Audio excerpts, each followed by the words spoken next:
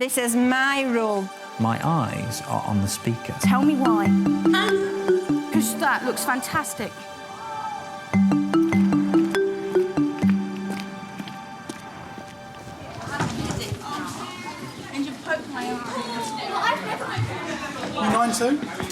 It's the first day of term for the class that everyone dreads, 9-2. In the past, they've brought teachers at St Edward's to their knees. Uniform, please, top button undone. Former Teacher of the Year, David Torn, is determined to turn them around. John Bayley's here to observe. OK, 9-2, listen up, please. Thank you. 9-2, listen up. Thank you very much. I'd like to remind you of the 2 golden rules which have just been introduced, OK, for the whole school. Excuse me, young man. You need to do as you're asked first time without arguing, and secondly, to listen while any teacher is talking. So what I'd like you to do, please, without talking at all, is as we go into the room, just to line up against the back wall. Thank you. In silence. You're lining them up outside, and I notice you're having the odd quiet word about shirts and ties. I think that what you're doing is you're establishing your authority really early. And you're setting standards. When they come in the door, they're coming pretty close to you. You're using some kind of physical presence there in that doorway as well. Your shirt's hanging out. Can you sort it out, please, before we go in? Well, first of all, you're right. It's about establishing authority. Eye contact is really important. Meeting and greeting with students. I think part of that is probably instinct, and part of it is just body language, and not to be threatening, to have presence, really.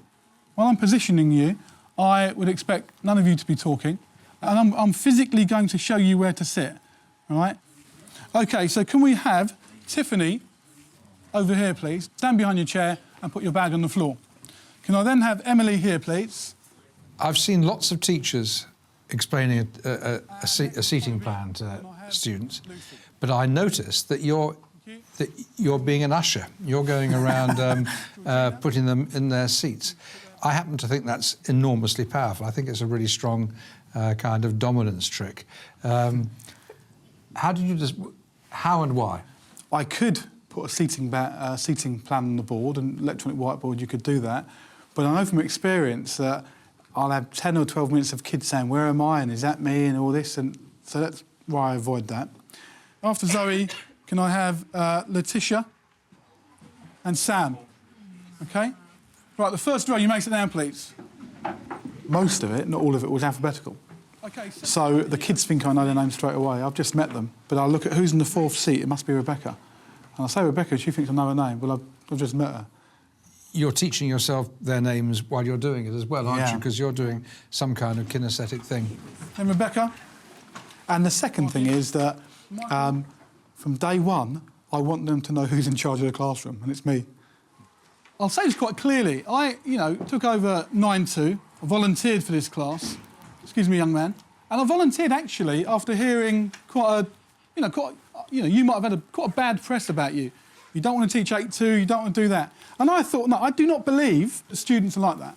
And today, do you know what? I'm going to liberate you. The label you were given in 8-2 as the worst class in Year 8, that's the label you had, I'm going to throw it away. That's actually not true. That is not true. However, what might have been reflected was perhaps 4 or 5 personalities dominating the class.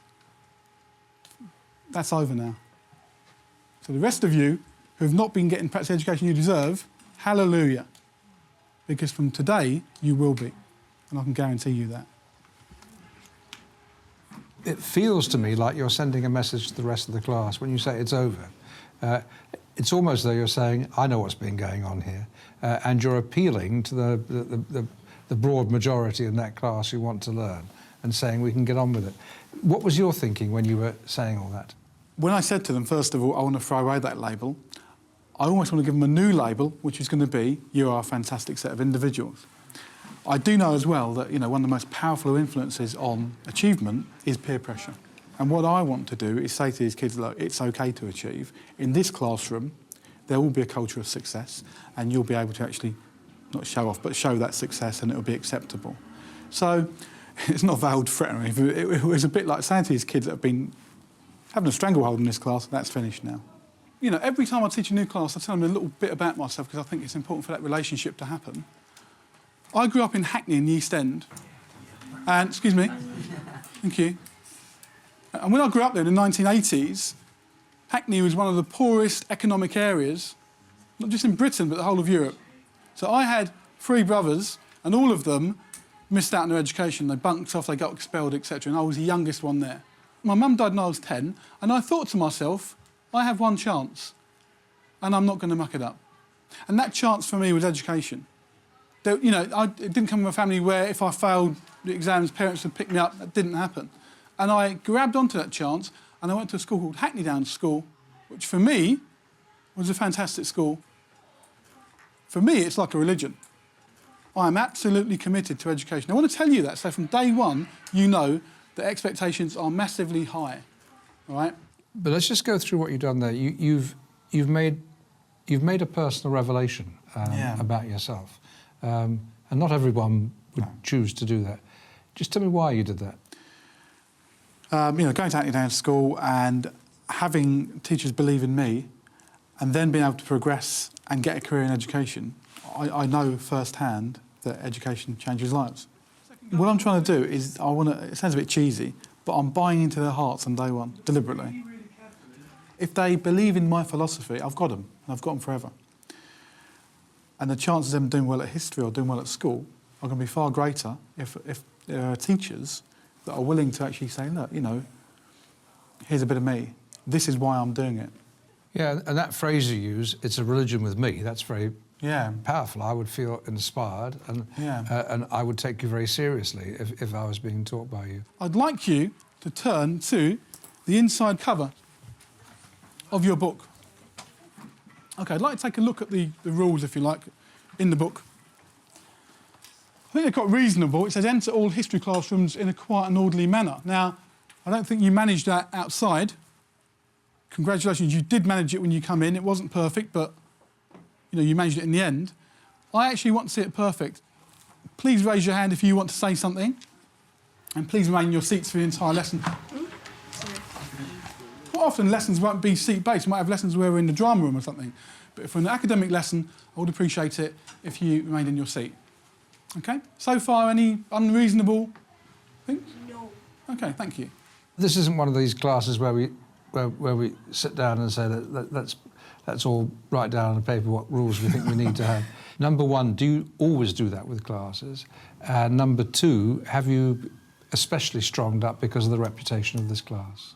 I'll answer both questions. The first one, I don't always do it with the class. I had a year 10 class prior to this, and it was their first lesson, and you know, very strong year 10, and we had a quick discussion of the rules. I didn't put them in their book, and they're very mature, and we literally got on with the work. This class comes with a reputation, which may or may not be true, and I don't want to spend time having negotiations about whether I'm right or wrong, and I have to get it, as a teacher, I have to get it right for them. Now for the fun part, fantastic. Who wants to be a detainee? What's a detainee? A detainee is someone who gets a detention. Oh. OK. You come to the lesson and you don't bring your book, I'll make a little mark in my book, and it will say B or NB for no book, and it will mean that you've forgotten your book. If the next time you come again and you forget it again, you'll get an immediate half-hour detention. Is that reasonable, Luke? Because you already got a warning the first time. OK. So that's fair, yeah? The other thing is I actually want you guys to achieve, and I know that if you come to your book, if you come to lessons about your book, it's not the same. It's not the same. Students come along and they don't have the work. And for all the excuses I've heard in the world, it doesn't matter. Sorry. Is it like every other 2, or is it No. 2 for the whole year? You are a great man. If you forget your book once, I'll make a note. If you forget your book twice, detention, and then detention every time after that. I do not press the reset button. Because I think if you press the reset button, what you then do, basically, you tolerate low standards. One of the things that you're doing is you're explaining a fairly low tolerance thing, like when that marvellous phrase you use about if I hit the reset button, I lower my expectations. And you haven't, on this occasion, explained very much about your rewards, except you wag on your eyebrows. If homework's not been done and it's just been laziness or haven't been told, that will be a detention. What if you've got like a computer homework and your computer ain't working, so you can't print it off? If there's a reasonable reason, fantastic. But you can probably only play that game once. What's going on there? If you're going to maintain relationships with students, you need to show them that you like them all the time. So even when you're dishing out punishments or sanctions, it can still be done in a humorous fashion. And I think humour is one of the most fantastic ways that you can win anybody over. OK, so I know you want me educated, and I know you're pretty tough. I might be beginning to think this is OK, but where's the fun? Guys, After 25 minutes of tough love, it's time for some fun. have a look at the picture on the board, and if you can see the hidden item, I would like you to put your hand up but not shout out. If you could, in that picture, there's a hidden item. OK, have a little discussion. If you think you know it, say to your partner what you think it might be. OK, let's see a bit of discussion there. They definitely know it. Right, sorry, what's your name again? Stephanie. Stephanie, right. Would you be prepared to come to the front, please, and point out this hidden item? Okay. Come on, give you a bit of fame. Thank you. Ooh, no. Well, fantastic. Right, for getting up and actually having the guts to get up. Right, do you think you know? OK, very quickly, come up and show me. We need to illustrate this, because this is going to change your attitudes of learning too. No, but thank you very much. One more, please, Emily. Thank you. Shh, shh, shh. No. It's a massive item, gigantic. The house? Not a house. Look at it carefully. It's a car. There's the wheel. Shh. You can see the chassis. Oh, yeah. OK, right. Listen, thank you very much. Listen, thank you. Shh. Thank you. I saw that. These tasks are about really getting them to see beyond. Can they see another angle? I could have got the passage to write on the board. I could have something really dull. But I thought, let's excite them a bit now. Let's get them interested in learning. Something's... I want to get them hooked straight away. And what these activities showed, which I was really heartened by, is that when they actually realised the hidden pictures, there was a sense of wonder. And you were giving them some performance opportunities. There are children coming up out of their seats. So Be active, yeah. I'm already beginning to smell that I don't just have to sit in my butt and listen to you for the rest of the year. Yeah.